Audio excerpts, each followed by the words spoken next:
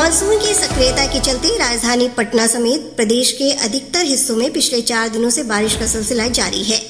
मौसम विज्ञान केंद्र पटना के वैज्ञानिक राकेश कुमार ने बताया है कि पिछले 24 घंटों के दौरान मधेपुरा के सिंहेश्वर में सबसे अधिक 147.4 मिलीमीटर बारिश दर्ज की गई। अगले 24 घंटों के दौरान प्रदेश के उत्तरी भागों के अधिकांश स्थानों में और दक्षिण मध्य दक्षिण पूर्व भाग के अनेक स्थानों में तथा शेष भाग के कुछ स्थानों में हल्के से मध्यम स्तर की वर्षा का पूर्वानुमान है। साथ ही साथ राज्य के अधिकांश जिलों के 1 या 2 स्थानों में मेघ गर्जन एवं वज्रपात की भी संभावना है। वहीं किशनगंज, अररिया, सुपौल, सीतामढ़ी, पश्चिम चंपारण, पूर्णिया और मधुबनी जिलों के 1 या 2 स्थानों में अति भारी वर्षा तथा पूर्वी चंपारण, शिवहर, समस्तीपुर, कटिहार, मधेपुरा, मुजफ्फरपुर, दरभंगा, पटना, सारण, नालंदा और बेगूसराय जिलों के 1 या 2 स्थानों में भारी वर्षा का पूर्वानुमान है। राज्य के अधिकतर इलाकों में भारी वर्षा के कारण गंगा, गंडक, बागमती, घाघरा और परमान समेत विभिन्न नदियों के जलस्तर में वृद्धि दर्ज की गई है। केंद्रीय जल संसाधन विभाग से प्राप्त जानकारी के अनुसार गोपालगंज जिले के डुमरिया घाट में गंडक नदी, खगड़िया के बलतारा में कोसी नदी और अररिया में परमान नदी का जलस्तर खतरे के निशान से ऊपर दर्ज किया गया है। इधर सिवान जिले के दरौली में घाघरा नदी का जलस्तर खतरे के निशान से 46 सेंटीमीटर नीचे था। इसके जलस्तर में कल सुबह 8 बजे तक 21 सेंटीमीटर की वृद्धि होने की संभावना है। वहीं सीतामढ़ी से हमारे संवाददाता ने बताया है कि जिले में पिछले 2 दिनों से हो रही लगातार बारिश से बागमती एक बार फिर से उफान पर है।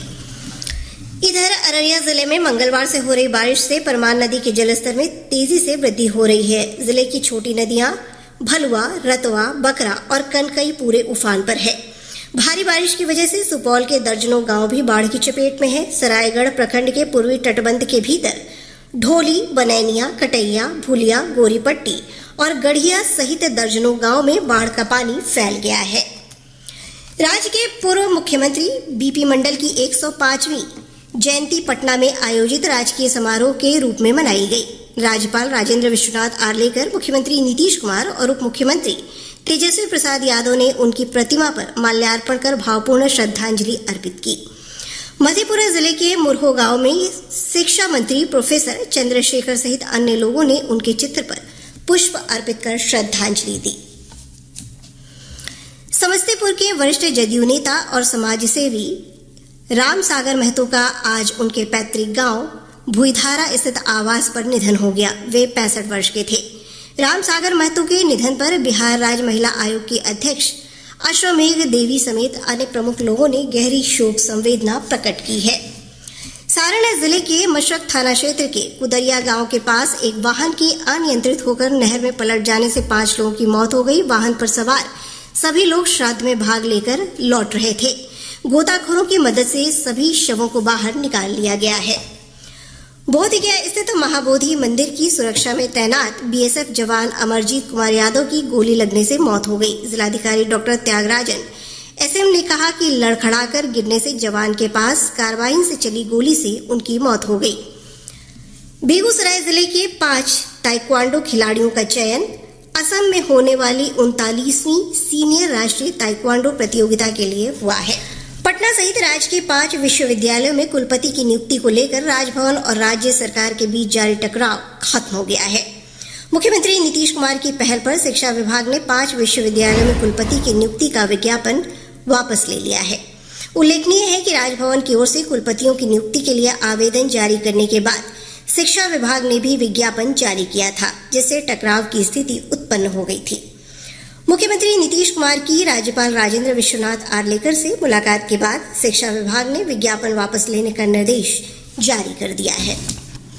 प्रधानमंत्री नरेंद्र मोदी कल बेंगलुरु में भारतीय अंतरिक्ष अनुसंधान संगठन इसरो के निगरानी और नियंत्रण नेटवर्क का दौरा करेंगे। श्री मोदी चंद्रयान मिशन का सफलतापूर्वक संचालन करके इतिहास रचने वाली टीम का अभिनंदन करेंगे। प्रधानमंत्री इसरो में 1 घंटा रुककर इसरो अध्यक्ष एस सोमनाथ की अध्यक्षता वाली चंद्रयान 3 मिशन टीम को बधाई भी देंगे। श्री मोदी उन महिला वैज्ञानिकों से भी बातचीत करेंगे जिन्होंने इसरो के इस मिशन पर काम किया था। राष्ट्रपति द्रौपदी मुर्मू ने कहा है कि चंद्रयान 3 मिशन से चंद्रमा के बारे में नई जानकारियां प्राप्त होंगी। राष्ट्रपति ने प्रसन्नता व्यक्त की कि भारत अभूतपूर्व सफलता प्राप्त कर चंद्रमा के दक्षिणी ध्रुव पर पहुंचने वाला पहला देश बन गया है। उपराष्ट्रपति जगदीप धनखड़ ने कहा कि चंद्रयान 3 की सफलता से भारत सॉफ्ट पावर कूटनीति के क्षेत्र में उभर कर सामने आया है। नई दिल्ली में एक समारोह को संबोधित करते हुए श्री धनखड़ ने कहा कि भारत जल्द ही इस क्षेत्र में शीर्ष 4 से नंबर 1 पर पहुंच जाएगा। उपराष्ट्रपति धनखड़ ने इस बात पर जोर दिया कि पारदर्शिता और जवाबदेही शासन की पहचान है और अब केंद्र सरकार भ्रष्टाचार पर कतई बर्दाश्त न करने की नीति अपना रही है। श्री धनखड़ ने कहा कि भारत वैश्विक अर्थव्यवस्था में एक उच्च स्थान पर पहुंच गया है और एक ऐसा परिस्थिति तंत्र बनाया गया है जहां हर कोई अपनी प्रतिभा का प्रदर्शन कर सकता है। उन्होंने छात्रों से नकारात्मकता त्यागने और देश की उपलब्धियों का जश्न मनाने और एक गौरवान्वित नागरिक के रूप में समाज में योगदान देने का भी आग्रह किया। न्यायिक प्रणाली को बहुत मजबूत बताते हुए उपराष्ट्रपति ने इस बात पर जोर दिया कि कानून के उल्लंघन का मामला दर्ज किए जाने के विरोध में सड़कों पर उतरने की संस्कृति खत्म होनी चाहिए।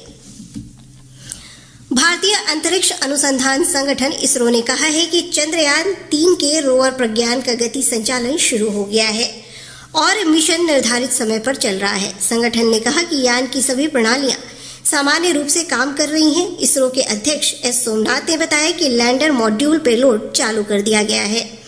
उन्होंने बताया कि लैंडर और रोवर पर लगे उपकरण अब चंद्रमा की खनिज संरचना और उसके वातावरण में भूकंपीय गतिविधियों का अध्ययन करेंगे। चारा घोटाले में लालू प्रसाद यादव की जमानत को रद्द करने की सीबीआई की याचिका पर सुप्रीम कोर्ट में आज सुनवाई हुई। सीबीआई ने अपनी याचिका में कहा कि झारखंड हाईकोर्ट की ओर से लालू प्रसाद यादव की जमानत के आदेश का आधार गलत है। सीबीआई ने कहा कि लालू प्रसाद ने सजा के मुताबिक समय जेल में नहीं बिताया है। लालू प्रसाद के वकील कपिल सिब्बल ने याचिका का विरोध करते हुए कहा कि हाल ही में उनका किडनी ट्रांसप्लांट हुआ है। स्वास्थ्य मानकों को देखते हुए लालू प्रसाद की जमानत रद्द नहीं की जानी चाहिए। इस मामले पर अब अगली सुनवाई 17 अक्टूबर को होगी। इधर मुख्यमंत्री नीतीश कुमार ने पटना में संवाददाताओं से बातचीत केंद्र सरकार पर लालू प्रसाद को परेशान करने का आरोप लगाया है। केंद्रीय गृह राज्य मंत्री नित्यानंद राय ने नीतीश कुमार के आरोप को सरासर गलत करार देते हुए कहा कि जदयू के लोगों ने ही लालू प्रसाद के खिलाफ कोर्ट से लेकर सड़क तक लड़ाई लड़ी है।